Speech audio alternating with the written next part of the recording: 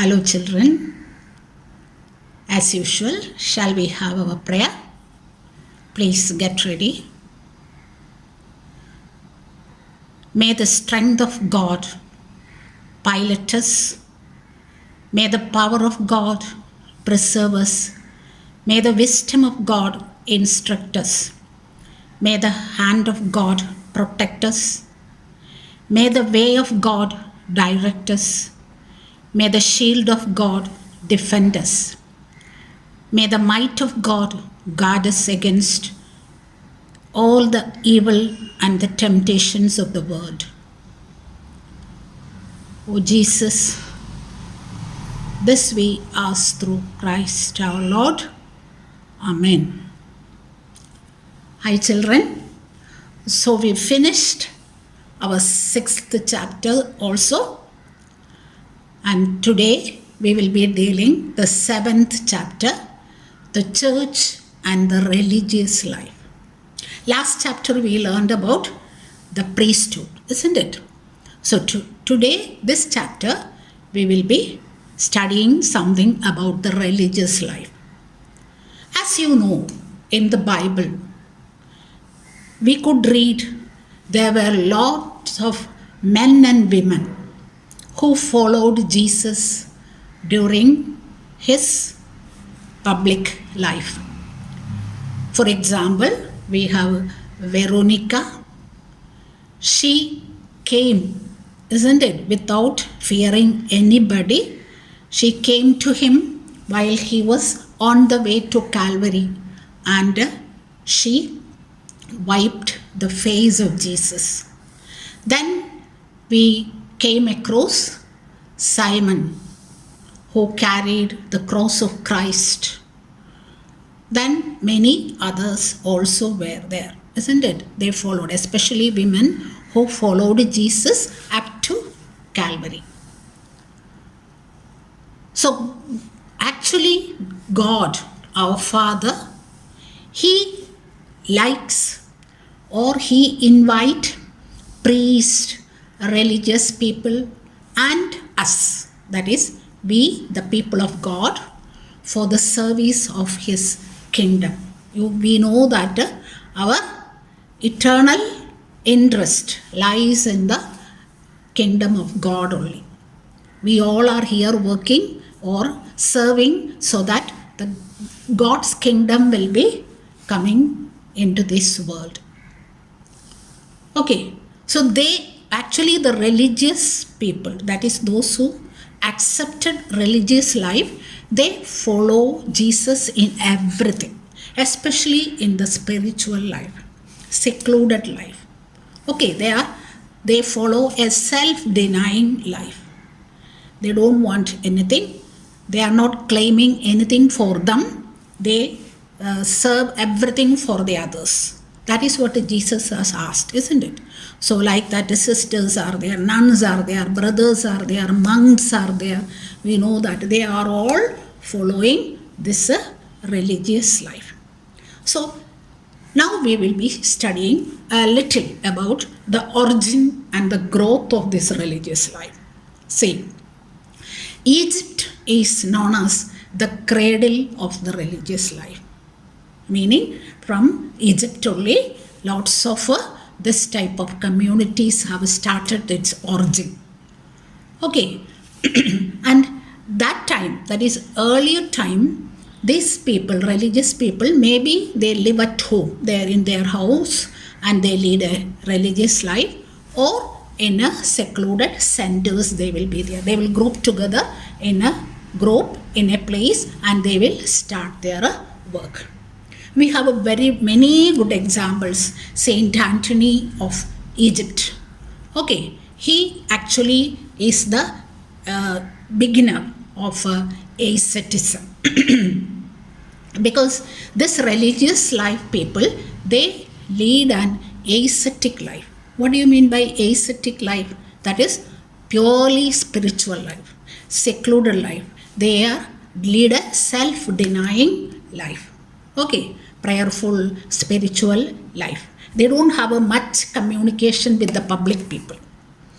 They always work in the service field, that is either education or in the medical field, okay, like that social service. So this type of a field only we can see this type of people working. So Saint Anthony of Egypt, then Saint Pachomius, then also we have a Saint Athanasius of Alexandria and Saint Ambrose of Milan. All these people, they led an ascetic life, very good spiritual life. Okay, and even in the time of Saint Pachomius, even children were accepted into the religious life. Now we know that there is certain age for them to join in that group, but that time even children were also asked to allowed.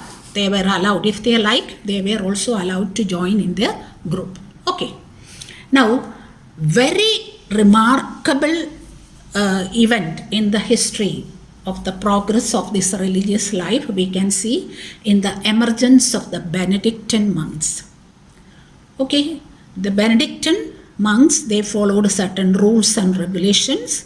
From 8th to 12th century, their life was in progress. Okay, and their time, that's this 10th century, 8th to 12th century, that was a turning point in the religious life, because many members were added and many people wanted to serve for God. So they all joined in this people.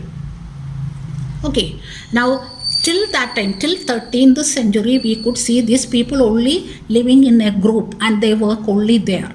But after the 13th century, we can still see that this religious life started to reach out to the public and started working for the upliftment of the society. Okay, if the people are not educated and if the people are not having good medicine or if they don't have a good knowledge about the Bible or about God, they will teach them, they will preach them, they will serve them.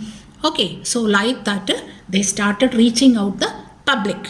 Okay, then after Benedictine monks, then another community arise, that is the Franciscans.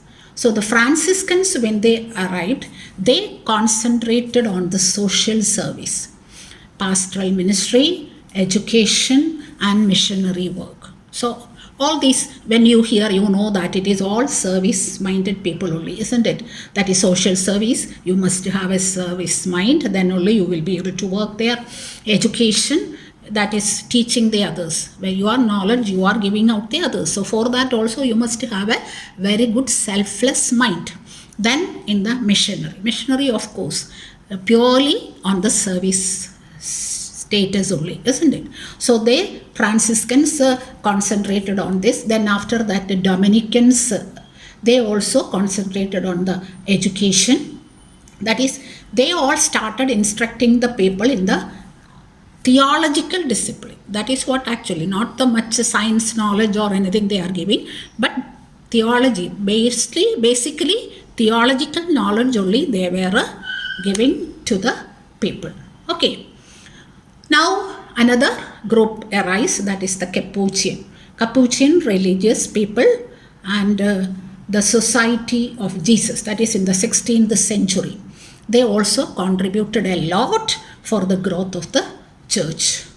Okay, then in the Council of Trent, okay, decided to establish seminaries. So they started building up good seminaries so that the people can join there and they can focus on the social service and the bringing up the ordinary people and the poor people. Okay, then by the beginning of the 17th century, many religious congregations were formed and began to involve in educational and missionary activity. So 17th century, many religious communities started rising. So Pope Pius XII approved a new community, the they were called secular institute. That was in 1947. For what? That is, his aim was this society must sanctify the world by being in the world. They must be in the world and they must sanctify the world. Okay. So religious congregation should be based, that is Vatican Council, they decided that all the religious congregation, they must be concentrated on the theology studies, and also they must talk to the people about the gospel of Jesus Christ, not diverting from that. The main aim is to teach the people about the gospel of the Jesus Christ. The word of God they must tell them. That was their actual aim. Understood? So, religious life people, those who joined religious people, first we know that in the Egypt, they led a ascetic life, purely spiritual, purely prayerful and self-denying life only. They were not having much approach to the public. But later, after the 13th century, the religious community started approaching or started having the relationship between the private or the public, so that they could do more service. If they are in a room always praying, means their service is not extended to anybody, isn't it? So maybe later people thought of that, then they started